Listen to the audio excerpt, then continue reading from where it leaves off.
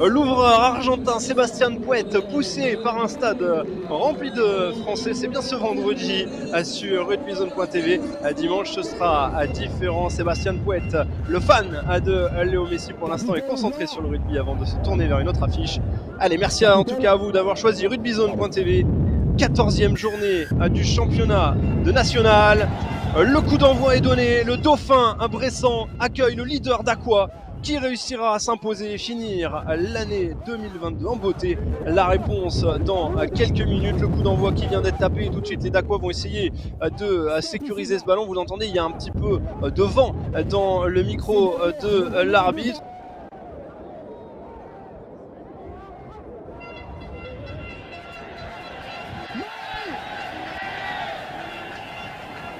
Avec le groupé pénétrant qui va être constitué du côté des Violets de Bresse, avec une bonne avancée pour dans un premier temps. Est-ce que dans un deuxième temps ça va fonctionner? Les joueurs bressans qui vont s'écrouler dans leur but, et c'est le premier essai. Ce sera même un essai de pénalité à siffler en faveur de Bourg-en-Bresse, et donc les Bressans mènent à 7-0.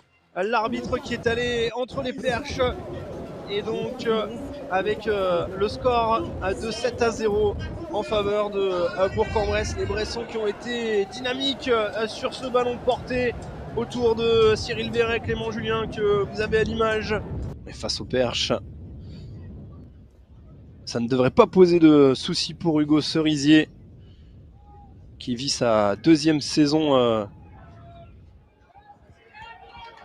Et ça passe entre les perches pour Dax. 7-3. Christian Lacombe est excentré. Christian Lacombe qui est entré en jeu à la place de Sébastien Pouette il y a quelques minutes. Christian Lacombe pour sa première tentative, et elle passe entre les perches à cette pénalité. Et voilà Bourg-en-Bresse qui reprend cette longueur d'avance dans cette partie. Et on va donc avoir une tentative de pénalité pour Hugo Cerisier.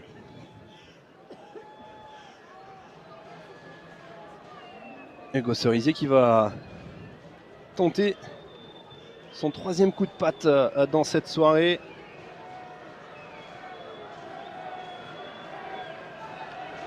Avec un mélange d'encouragement pour les Violets. Quelques sifflets aussi dans le stade Marcel Vercher. Et Cerisier qui s'élance. Elle est longue et elle est précise à cette tentative. Elle passe entre les perches, et donc Dax qui gomme rapidement une partie de son débours. 10-6 désormais. Et du côté de Dacquois, on va essayer d'en profiter pour revenir à une longueur seulement de Bourg-en-Bresse.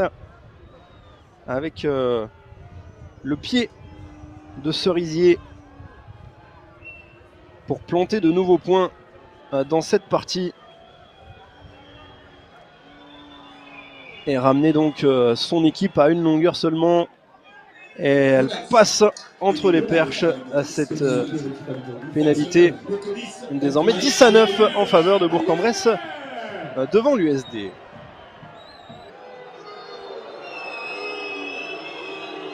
Allez, Cerisier qui va tenter sa chance. Son cinquième coup de patte à tenter dans cette soirée. Pour l'instant, il en a réussi 3. L'ouvreur passé par Périgueux entre 2007 et 2016, qui est à Dax depuis 2016. Il enchaîne beaucoup pour une deuxième saison dans cette équipe dacquoise. Et vous ne l'avez pas vu, mais elle est passée entre les perches à cette pénalité. Et elle permet bien à l'équipe dacquoise de prendre les devants dans cette partie à 10-12. Et les Bressans vont essayer dans ce chassé-croisé. C'est déjà les vacances, et oui, ce soir c'est les vacances. De repasser devant par la botte de Lacombe. Un ancien joueur de Chambéry et d'Agen, arrivé à l'intersaison, qui va essayer de redonner la main à son équipe par son pied 61e minute. Le coup de pompe qui passe entre les perches pour Bourg-en-Bresse. 13 pour les Bressans, 12 pour les Dacquois. Le suspense reste entier. Restez avec nous sur rugbyzone.tv. Les joueurs landais qui peuvent complètement renverser le cours de cette partie avec cette tentative. Il y a la distance, il y a la précision et l'US Dax qui passe devant au tableau d'affichage sur cette pénalité. Mais Dax est passé devant. Dax vient de doubler l'équipe burgienne. Quel bras de fer incroyable dans cette rencontre. Et finalement, il y aura en plus un ballon bien sécurisé par les Dacquois. Ils sont en train de frapper très fort, les joueurs Dacquois, avec cette fin de partie à suspense encore à jouer, avec une nouvelle fixation pour les joueurs burgiens qui sont en défense, qui essayent de récupérer le ballon. Lui Amanou qui a fait une grosse entrée, qui tient encore le ballon. Les Dacquois qui vont faire courir le chrono avec Ayestaran pour jouer de la montre justement pour essayer de faire courir ce temps. Et voilà le ballon qui est sorti hors des limites du terrain et c'est fini. La victoire ici à Bourg-en-Bresse. Mais où s'arrêteront ces Dacquois?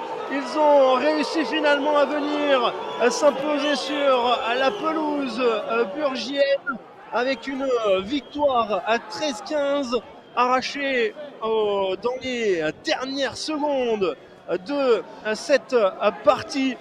Un succès donc pour l'équipe de Dax, le leader qui vient s'imposer dans un climat tendu dans cette fin de match sur la pelouse burgienne.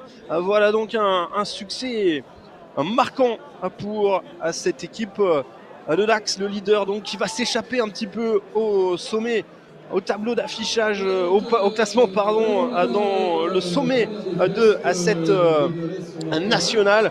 Oh, quelle rencontre, quel suspense on a vécu là sur rugbyzone.tv. C'était assez fou